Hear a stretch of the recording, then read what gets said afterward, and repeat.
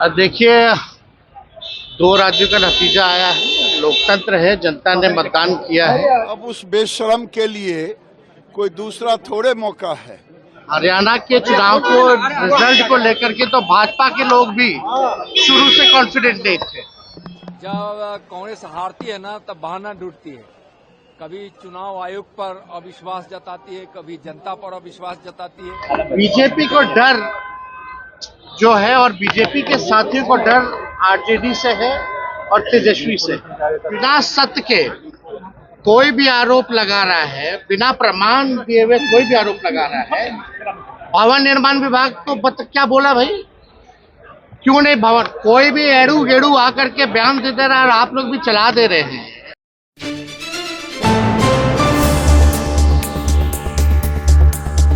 केंद्रीय मंत्री गिरिराज सिंह ने कांग्रेस को बेशर्मी पार्टी बताई है। वहीं नित्यानंद राय ने भी कहा कि कांग्रेस की स्थिति तो ये होनी ही थी। राहुल गांधी जो है विदेश यात्रा पर रहते हैं और हरियाणा की जनता ने उनको मुंह तोड़ जवाब दिया है। वही आपको बता दें कि डिप्टी सीएम बिहार के उप मुख्यमंत्री सम्राट चौधरी ने भी इसको लेकर कहा कि जो कांग्रेस में जाएंगे, कांग्रेस के साथ जाएंगे, उसकी वही स्थिति होंगी। वही जिस प्रकार से जो है बीते 7 अक्टूबर को नेता प्रतिपक्ष तेजस्वी यादव का बंगला खाली कराया गया और उसके बाद बीजेपी की ओर से आरोप लगाया गया कि कुछ बंगले से सामान जो है वो चोरी है। इसको लेकर भी नेता प्रतिपक्ष ने अपना साफ तौर पे जवाब दिया है। पहले आपको एक एक करके सबके बयानों को सुनाते हैं।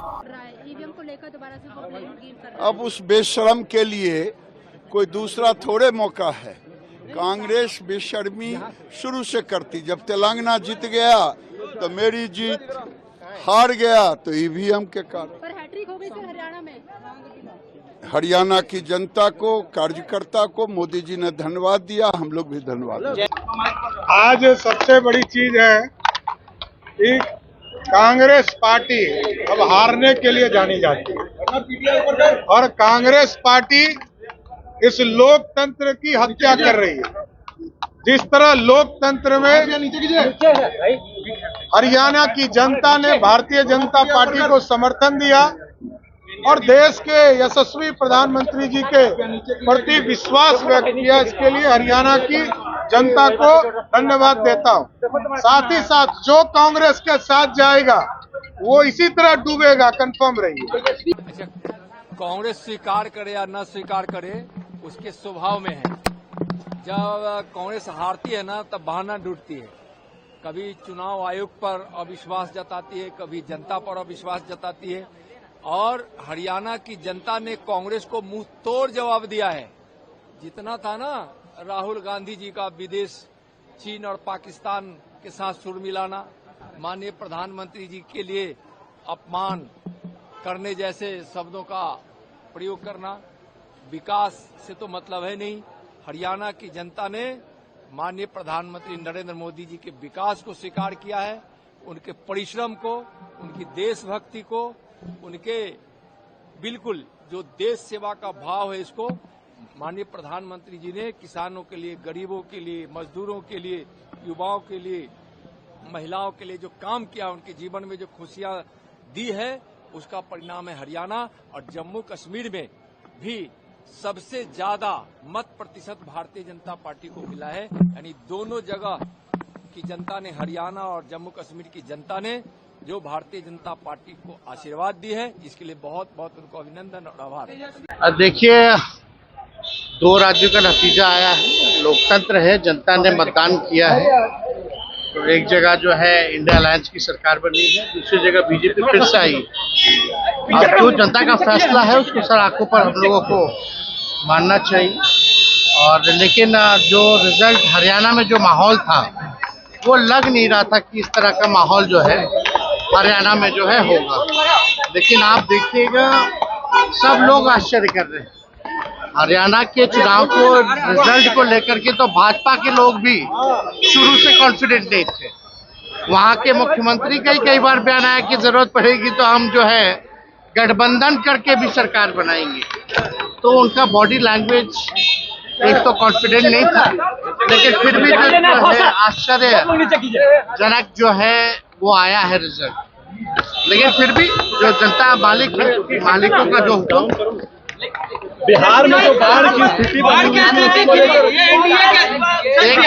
बिहार में बाढ़ की स्थिति थी और एनडीए के नेताओं के द्वारा ये कहा जा रहा था कि विपक्ष का नेता गायब है, क्या कहेंगे आप? देखिए, नीचे कीजिए ना आप। जब बिहार सरकार के मंत्री खुद ही बोल रहे हैं कि वो चौकस नहीं, क्या करें?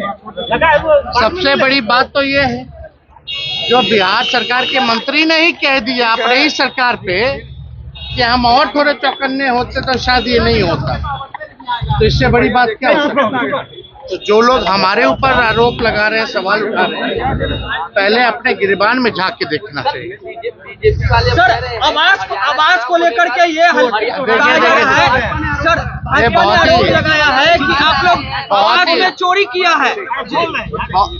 बहुत ही हास्यास्पद है, हंसी आती है। बीजेपी को डर जो है और बीजेपी के साथियों को डर आरजेडी से है और तेजस्वी से। हमारे नीचे नहीं कर सकते, नहीं होना यार, हम क्या कर सकते जो इमेज है उसको ये लोग जो है खराब करना चाहते हैं। हम लोगों ने जो कहा वो किया, तेजस्वी ने जो कहा वो किया। हमने नौकरी की बात की तो नौकरी दिया, और ये लोग घबराहट में किसी भी तरीके से हमारे चरित्र को खराब करना चाहते हैं।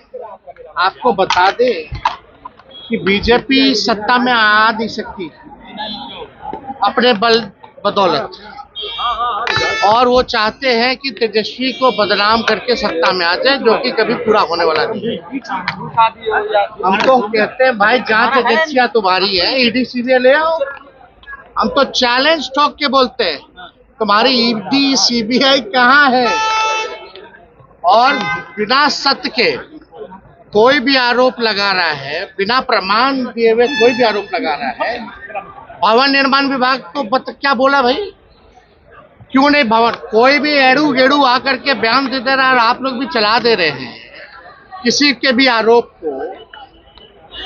ये सरासर ठीक नहीं है। वेरीफाई करके चीजों को जो है पेश करना चाहिए, लेकिन जो छुटपुटैया नेता सब है, जिसको कोई जानकारी नहीं है, सच का पता नहीं है। मेरे पास एक वीडियो रिकॉर्डिंग है, हम अभी शिफ्ट किए नहीं है, वहां का भी वीडियो रिकॉर्डिंग है। सुशील मोदी जी के बाद तारकेश्वर जी आए, उनसे जाकर के पता कीजिए कि क्या क्या लेके गए, क्या क्या नहीं लेके गए, क्या क्या छोड़ के गए। उसका भी वीडियो रिकॉर्डिंग हमारे पास है और अभी का भी वीडियो रिकॉर्डिंग है।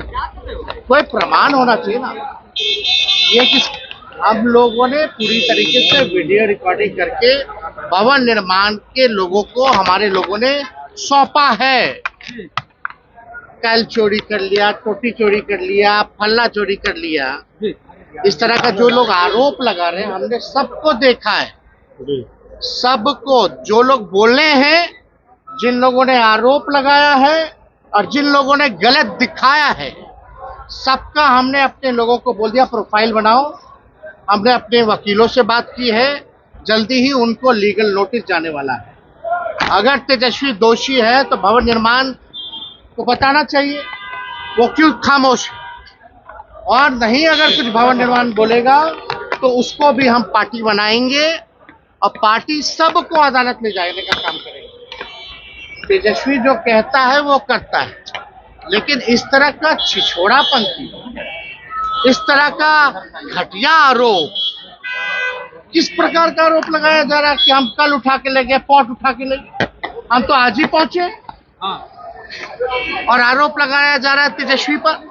खैर, जो भी बात है, बिना प्रमाण दिए हुए इस तरह की ओछी राजनीति भाजपा के लोग ही कर सकते हैं। एक बात समझ जाइए, बिहार की जनता के सामने कितना भी तेजस्वी की छवि को खराब करने का काम करोगे, ये बिहार की महान जनता जो है तेजस्वी के चरित्र को जानती है। तेजस्वी सकारात्मक राजनीति करना चाहता है, इस तरह की उलूल जुलूल राजनीति की बात नहीं करना चाहता। हम पढ़ाई, दवाई, कमाई की बात कर रहे हैं, वो हम पे चोरी का अंजाम लगा रहे। कैसी सरकार है तुम्हारी? कैसी सरकार है? क्या कर रही है तुम्हारी एजेंसी?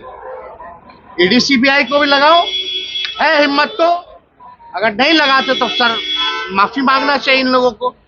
कोई भी प्रवक्ता तिचपुंजिया देख रहे जिसको कोई जानता नहीं वो घुस करके डिप्टी सीएम हाउस में उसको कौन अलाउ कर दिया भाई?